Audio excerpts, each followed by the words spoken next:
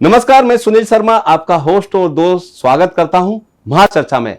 आज महाचर्चा में हम बात करेंगे महाराष्ट्र सरकार की स्टैंप ड्यूटी एमनेस्टी स्कीम यानी कि अभय योजना पर, जो कि राज्य की शिवसेना शिंदे सरकार, बीजेपी एनसीपी की सरकार ने तमाम मुंबईकर और महाराष्ट्र वासियों को एक बम्पर ऑफर के रूप में दी है। इस अभय योजना पर बात करने के लिए हमारे साथ सीधे जुड़े हुए हैं हाउसिंग गुरु सीए रमेश प्रभु, जो महाराष्ट्र सोसाइटी वेलफेयर एसोसिएशन के अध्यक्ष हैं, साथ ही मुंबई उपनगर हाउसिंग फेडरेशन के सचिव हैं। रमेश प्रभु जी, अभय योजना क्या है और लोगों को इससे किस तरह से राहत मिलेगी? Stamp duty amnesty scheme 2023 Maharashtra government ने डिक्लेयर किया है, जिसके माध्यम से जो मुद्रांक, जिसको हम बोलते हैं स्टैंप ड्यूटी, जो भरना है डॉक्यूमेंट में, वो स्टैंप ड्यूटी नहीं भरा तो डॉक्यूमेंट जो है वैलिड नहीं माना जाता है। यदि वो डॉक्यूमेंट वैलिड नहीं है तो फिर आपको जो टाइटल मिलना चाहिए वो मिलता नहीं, डॉक्यूमेंट का टाइटल नहीं मिलता है, प्रॉपर्टी का टाइटल नहीं मिलता है, फिर वो डिस्प्यूट में जाता है। यदि स्टैंप ड्यूटी नहीं भरा तो आप कोई भी कोर्ट में नहीं जा सकते, उसको मान्यता नहीं मिलता। तो यदि मान्यता मिलना है तो वो स्टैंप ड्यूटी के ऊपर स्टैंप ड्यूटी भरना है, फिर 400% 400 टाइम्स पेनल्टी भरना है। तो मान लो एक एग्रीमेंट है जिसके ऊपर स्टैंप ड्यूटी आपको 1 लाख भरना है, तो आपने भरा नहीं लास्ट 20 साल से, तो आपको 400 गुना स्टैंप ड्यूटी मतलब 400% पेनल्टी, मतलब 1 लाख के सामने 4 लाख पेनल्टी आएगी, मतलब 5 लाख रुपए भरना है।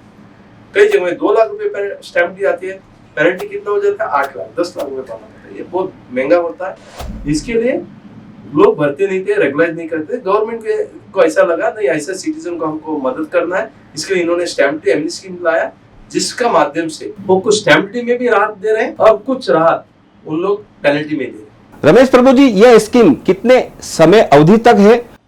देखिए, ये जो स्कीम है गवर्नमेंट ने 2 फेज में बांटा है।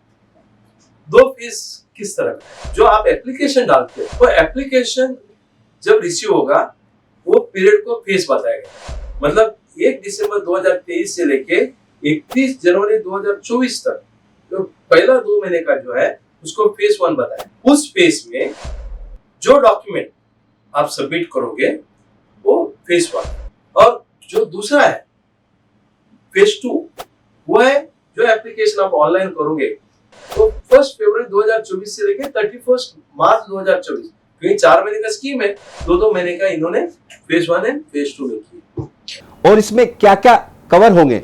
आपने बहुत अच्छा सवाल किया शर्मा जी। देखिए, ये एमनेस्टी स्कीम में ऐसे प्रावधान दिया है, पूरी प्रकार का डॉक्यूमेंट कवर करने का कोशिश किया है। आप बोलेंगे पूरा प्रकार का क्या डॉक्यूमेंट है? देखिए, नॉर्मली अभी तक का जितने भी आया है सिर्फ एग्रीमेंट फॉर सेल था, सोसाइटी का कोई डॉक्यूमेंट रजिस्टर्ड नहीं हुआ, अभी उन्होंने कन्वेंस डीड लिया और एग्रीमेंट टू सेल लिया, लीज डीड लिया, सेल सर्टिफिकेट लिया, एक्सचेंज डीड लिया। आप क्या बताओ, ऑक्शन करके सेल सर्टिफिकेट देते हैं, मॉर्गेज डीड करते हैं, हाइपोथिकेशन डीड करते हैं, इमोल प्रॉपर्टी का, मोए प्रॉपर्टी का, सब पॉन ये वो सब डॉक्यूमेंट कवर किया। रेसिडेंशियल और नॉन रेसिडेंशियल, इंडस्ट्रियल यूज, यदि ये डॉक्यूमेंट पहला सिर्फ रेसिडेंशियल का देता था, इसमें उन्होंने सब कवर किया।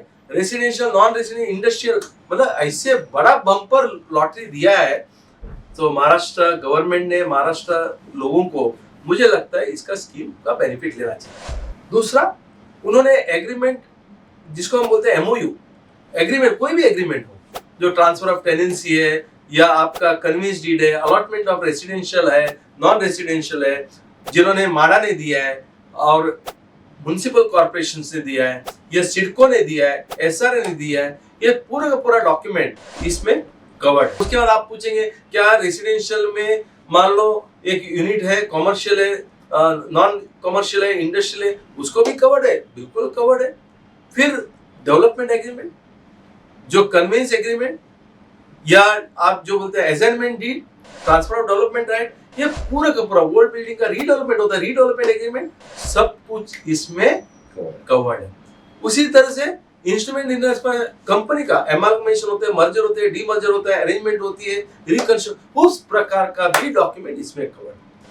बाद में आप आएंगे, माडा का अलॉटमेंट लेटर है, सिडको का अलॉटमेंट लेटर है, एसआरए का अलॉटमेंट लेटर है, नगर पंचायत का है, काउंसिल का है, ग्राम पंचायत का है, जो लाभार्थी को दिया है वो सिर्फ लेटरहेड में रहता है, तो वो भी कवर्ड है। अभी आप पूछेंगे सर हाउसिंग सोसाइटी का अलॉटमेंट लेटर कवर्ड है क्या? पहली बार गवर्नमेंट ने एक राहत दी है।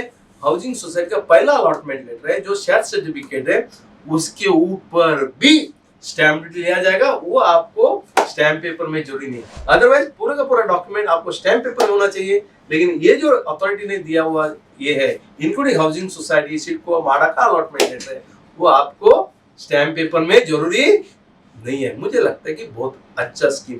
प्रभु जी, पिछले 40 सालों के लिए इस स्कीम को शेड्यूल वाइज किस तरह से डिवाइडेड किया गया है और इसमें महाराष्ट्र की जनता को क्या क्या छूट मिलने वाली है?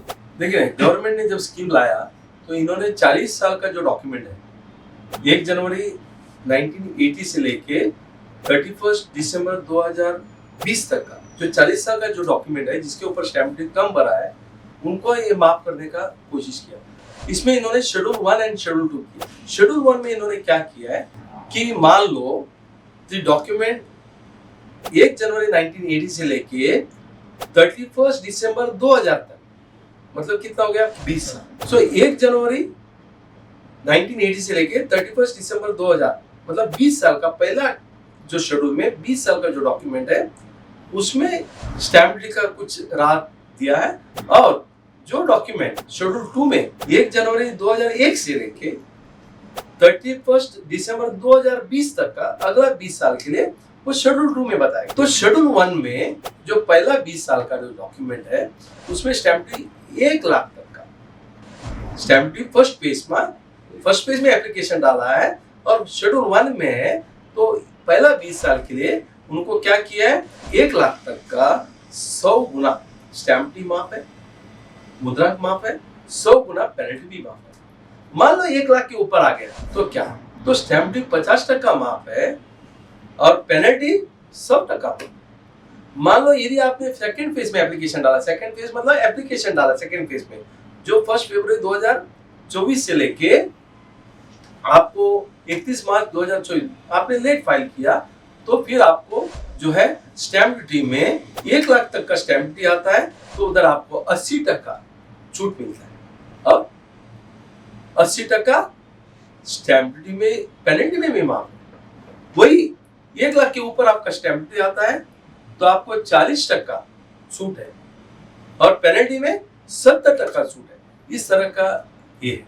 वही शेड्यूल 2 में जो डॉक्यूमेंट 1 जनवरी 2001 से लेके 31 दिसंबर 2020 तक है, 20 साल का डॉक्यूमेंट में, यदि आपका पहला फेज में एप्लीकेशन डाला है और जो स्टैम्प ड्यूटी का अमाउंट है 1 रुपए से लेके 25 करोड़ तक का, कितना?